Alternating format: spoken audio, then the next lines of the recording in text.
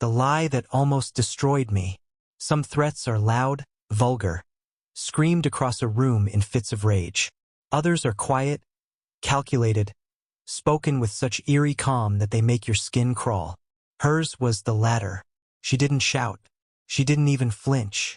She simply stared across the cafe table, tucked a lock of dark hair behind her ear, and said with icy finality, "You got me pregnant.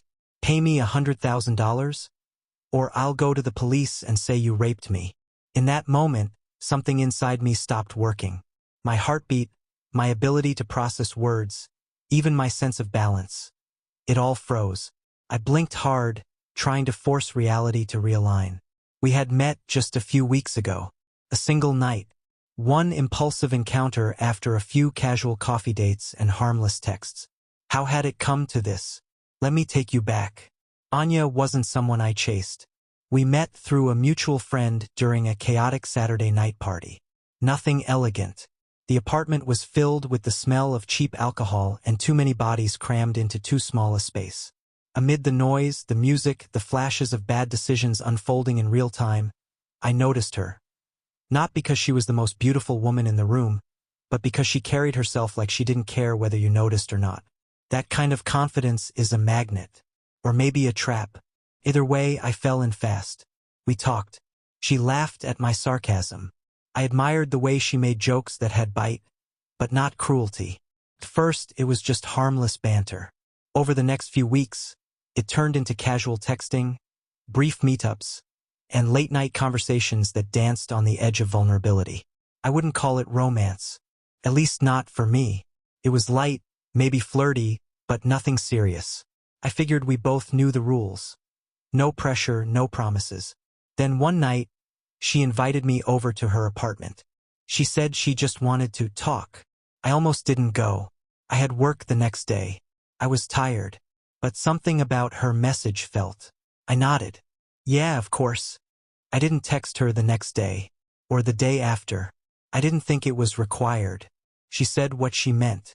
We agreed it was a one-time thing. So I moved on.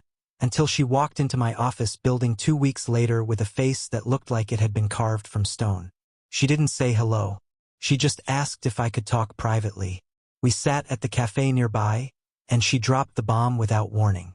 "I'm pregnant. It's yours." I stared at her, completely thrown off. "Are you sure?" I asked. "I mean, we were only together once. And you said." She cut me off sharply. "Don't play smart. You know what happened. And if you're thinking about walking away, think again." Then came the line that made my stomach churn. "Either you give me $100,000, or I go to the police and say you forced yourself on me." I didn't say anything. I just sat there, stunned. It wasn't fear I felt at first, it was disbelief.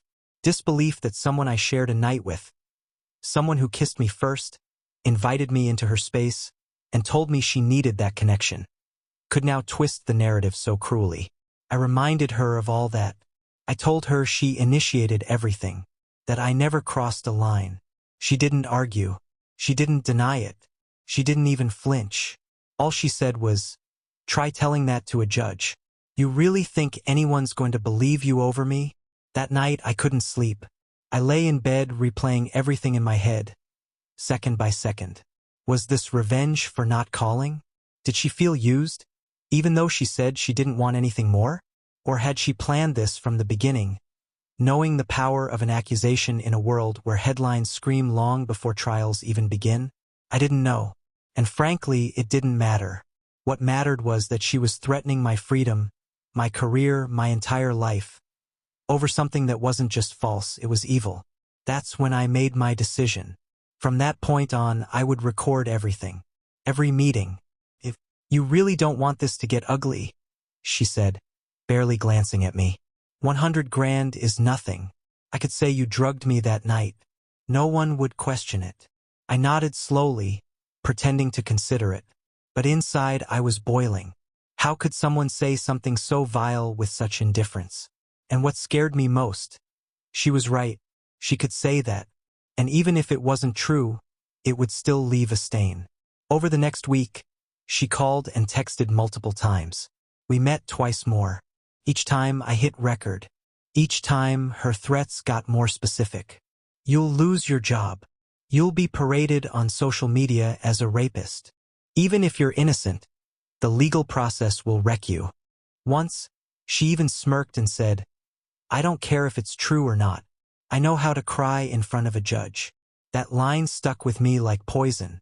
Every night, I sat in my room, headphones on, listening to those recordings over and over, making sure the audio was clear, making sure I had her words, her threats, her voice.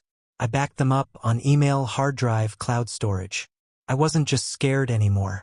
I was angry, furious that someone would abuse such a serious allegation for money, for power, for revenge. A few friends I trusted told me to pay and disappear. Bro, just give her something. She'll ruin you otherwise. But I couldn't. Not just because I didn't have that kind of money, but because I knew I was innocent. And I wouldn't pay someone to forget a crime that never happened. Then came the breaking point. She called me late one evening, her tone cold and mechanical. Last chance. Bring the money tomorrow morning, or I file the complaint. Your choice. My response was calm, measured. Let's meet. Same cafe. My response was calm, measured. Let's meet. Same cafe. She agreed. That night I didn't sleep. I printed out a letter from the lawyer I had spoken to, sealed it in an envelope, and prepared myself. When we met, she sat down like nothing was out of the ordinary. I handed her the envelope. She opened it, skimmed the letter. Her eyes narrowed. I spoke plainly. Everything you've said to me has been recorded. Every threat, every lie. You do what you want. But the moment you go to the police, my lawyer submits the files to court. She stared at me. For the first time, I saw something crack. Not guilt, fear. You recorded me? She asked, her voice unsteady for the first time. Yes, I said. Every word. I've backed them up on multiple devices. If you destroy my life, I'm taking you with me. Her face went pale. She didn't argue. She didn't shout. She just stood up and walked out without saying another word. 2 days later, I got the notice. She filed the case anyway. When I received the official notice that Anya had filed a complaint accusing me of rape, it didn't feel real. Even after everything, her threats, the recordings, the warnings, seeing it in black and white, my name written beside that word, rape, it knocked the breath out of me. It was one thing to prepare for battle. It was another to be dragged into the mud, smeared with a lie so monstrous that it poisoned everything around you. My family, my friends, my job, they all looked at me differently. Even if they believed me, even if they knew I wasn't capable of what she was alleging, there was always that silent pause. That what if? I didn't cry. I didn't scream. I sat on my bed, letter in hand, and felt the world shrink around me. The panic didn't come from guilt. I had none. But from the weight of what it would take to prove my innocence in a world where accusation often equals conviction. My lawyer was calm, professional. He had experience with cases like mine, cases where the truth was tangled in manipulation and performance. We gathered everything. The audio files, the text messages, the timestamps, the call logs. We prepared a timeline so tight and supported, it could have served as a noose for her lies. The day of the hearing arrived like a slow-moving storm. I dressed carefully, intentionally, in a suit that made me look composed even as my stomach twisted into knots. Walking into the courthouse felt like walking into a furnace. Each step seared my nerves. She was already there, flanked by her lawyer, calm and unbothered. She didn't glance at me, didn't blink. Her face was a mask carved in porcelain. I sat next to my lawyer as the hearing began. The judge, middle-aged, expression unreadable, called the room to order. When Anya was asked to give her statement, she stood confidently, her voice like glass. Clear, fragile, and dangerously sharp. She claimed I had forced myself on her, that she had been afraid to say no, that she'd been too emotionally vulnerable to resist. You really think anyone will believe you over me? And then the line that sealed it all. I don't care if it's true or not. I know how to cry in front of a judge. She turned pale. Her composure shattered like a dropped mirror. Her eyes darted. Her lips parted slightly, but she said nothing. Her lawyer looked like he'd just been shot in the chest. He leaned back slowly, folded his hands, and refused to meet anyone's gaze. The judge paused the playback. "Miss Anya," he said slowly, "do you have an explanation for these recordings?" She opened her mouth, fumbled for something, then mumbled, "I was emotional. I didn't mean it that way. He made me feel used and—" The judge cut her off. "Enough." His voice was stern now, disappointed. "This court takes false accusations with the utmost seriousness. You have submitted a criminal complaint, knowing the facts were fabricated. This is not a misunderstanding.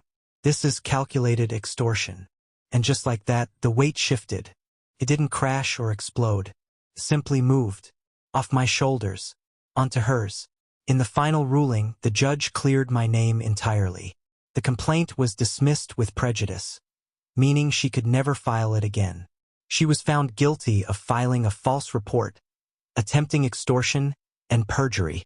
The court ordered community service, psychological evaluation, and court-supervised probation. Her name would be flagged in every system as someone who tried to weaponize the justice system. There would be no jail time, unfortunately, but her credibility was obliterated. I didn't cheer. I didn't smile. I didn't even look at her as the bailiff escorted her out of the courtroom. I just sat there, drained, stunned, barely able to register the moment of my own freedom. Afterward, I stepped outside into the daylight. I hadn't felt sunlight in weeks, not like that. I took the deepest breath I'd taken in months and just stood there, letting the warmth hit my face. I was free, but not unscarred. The fallout was quiet. Oño. And as for Anya, wherever she is now, I hope she thinks about the moment her voice echoed through that courtroom. The moment her own words, calculated, cold, cruel, became the noose that unraveled her lie. Because the truth matters, but only if you're brave enough to protect it.